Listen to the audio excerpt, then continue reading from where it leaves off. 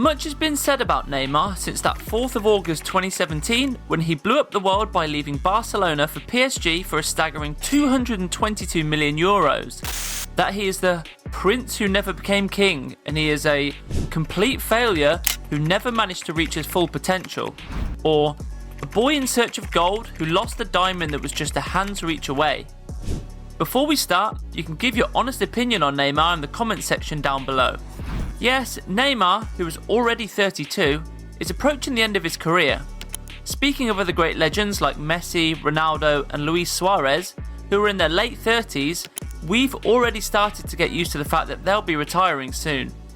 However, when it comes to Neymar, the older he gets, the more we're left with a bitter taste in our mouth that he hasn't really shown the world what it's like to be called the best footballer on the planet. And today, we take a look at the most devastating reasons why Neymar never quite managed to reach his final destination. Yes, injuries are the most obvious reason, but let's put those aside for a moment and focus on something that many people overlook: his ego. Looking back a decade or so, when Neymar was still in his first season at Barcelona, he was one of the most modest players around, with that beaming, childish smile on his face as he scored his first hat-trick for Barca in a 6-1 win over Celtic in the Champions League.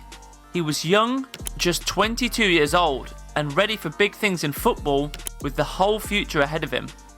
And to be honest, on that December night at the Camp Nou, he showed for the first time that he could be Lionel Messi's replacement for years to come.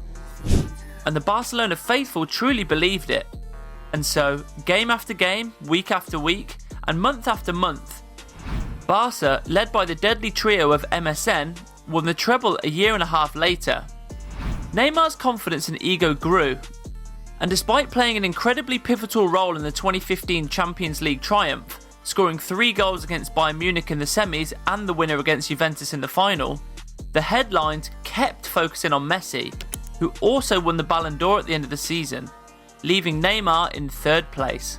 And while the two have always been great friends and have always supported each other, deep down, Neymar felt that he needed to work even harder and win more trophies with Barca, but with a bigger role than Messi's so that his name could stand out the most. And he achieved his goal. At the start of the 2015-16 season, the world watched as the best Neymar of all time lit up the Camp Nou with his incredible flair, skill and creative magic. In the 13 games between September and December 2015, when Messi was out injured, Neymar scored a staggering 16 goals and provided 14 assists in just 13 games. The Barcelona faithful were already convinced that their future was secured for at least the next decade, with the most impressive and daring footballer after Messi and Cristiano Ronaldo running the show. However, everyone was anticipating Messi's return, and when he finally arrived at the start of 2016, fans seemed to have forgotten the incredible role Neymar had played in his absence. A second red light, suggesting that things couldn't go on the same way. But he continued to work hard, chasing his big goal, the Ballon d'Or. Yes, by this point, Messi, Suarez and Neymar, although still incredibly close, seemed to have lost some of their chemistry, and the three of them were already in a league of their own, especially after winning it all in their first campaign together. Then came the 8th of March 2017, one of the happiest dates for Neymar and Barcelona fans, but perhaps one of the worst from today's perspective. The Catalans were faced with the tough challenge of scoring at least 5 goals against PSG to make up for the disastrous 4-0 defeat in the first round of 16 against the Parisians. They did just that, scoring 6, but it was not an easy task as Barca needed 3 goals with just 7 minutes remaining. However, Neymar was on fire in added time, scoring twice and providing an assist. Barca had done the impossible. The fans were ecstatic. The team had just achieved one of the greatest moments in the history of the Champions League, and the reason was named Neymar. Can you imagine what happened next? Of course, the Brazilian's role was not overlooked, but once again the focus was on Messi. By the end of the season, Neymar was no longer playing with the same vigour, and despite rumours that he would remain loyal to Barca, he left for PSG. Yes, we have pretty much told you all about the Neymar-Barcelona drama, but to get to the root of it, we need to find the specific problem in the Brazilian's 4 years at the Camp Nou. You may have felt that we were pushing the narrative that Messi was the problem, or maybe the fans for their love for him. Or maybe the media for their focus on the Argentinian? Well, none of the above. Neymar's only problem was his ego and his desire to be the best.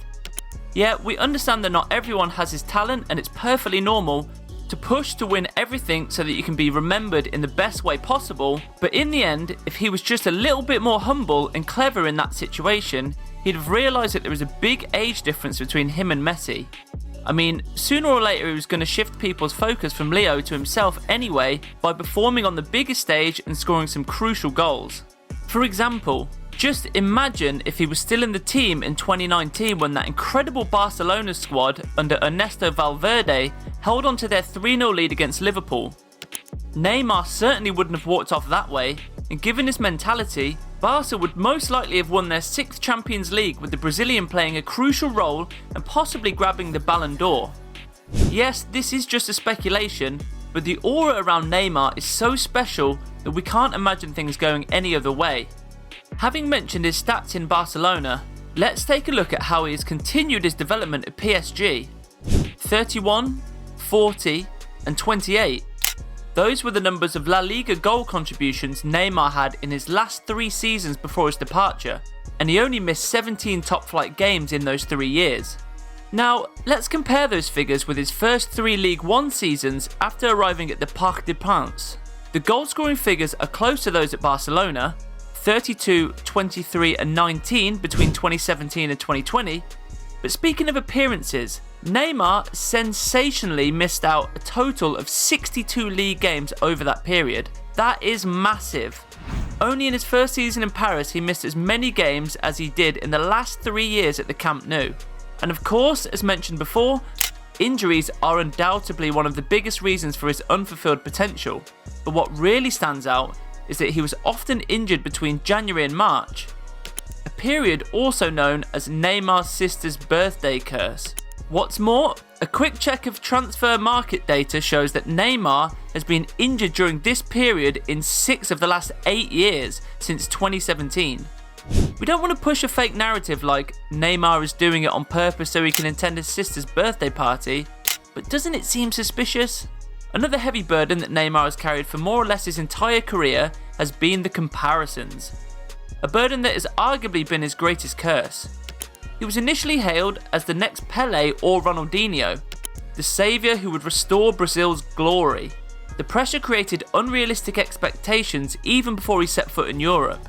At Barcelona, despite his brilliant performances, he was always seen as Messi's long-term replacement, the star behind the superstar. His move to PSG was supposed to cement his reign and finally allow him to make a name for himself, but even there the curse continued to haunt him. In that same summer of 2017, PSG signed Kylian Mbappe on loan, with an obligation to pay 180 million euros to Monaco. The Frenchman quickly became a fan favourite, while Neymar found himself more of a second option. And then again in the shadows when Messi joined PSG in 2021. This is undoubtedly one of the most overlooked reasons for the dire circumstances of Neymar's career. And it is a fact that everything would have been different had he established himself as the number 1 in his team for at least once in his career. Which brings us to another major reason that we cannot help but mention: timing. Yes, it may sound trivial, even silly, but imagine if Neymar's star had risen 10 years apart, at the turn of the century, or let's say, now, when Messi and Ronaldo are nearing the end of their careers. There's a lot to be said about this, but it's more of a topic for you to discuss in the comment section. Do you think Neymar would have had the potential to become the greatest, surpassing even Messi and Cristiano, if he had just entered the big time football? And to really put that into perspective, consider how many players well below Neymar's level have managed to win the Ballon d'Or. Kaká, Pavel Nedved, Andrei Shevchenko, Michael Owen, Luka Modric, and perhaps even Karim Benzema, who had an incredible season in 2021 to 22. All of them, in our opinion, have less footballing talent than Neymar and have been much more fortunate. However, the Brazilian superstar will forever be remembered as the prince who never became king, despite having 101 reasons to do so. And with that being said, we've come to the end of our objective and maybe kind of controversial analysis of Neymar's failure to reach the top of the mountain. You can share your thoughts in the comments section. It's a free space for everyone, so don't hesitate to express your opinions.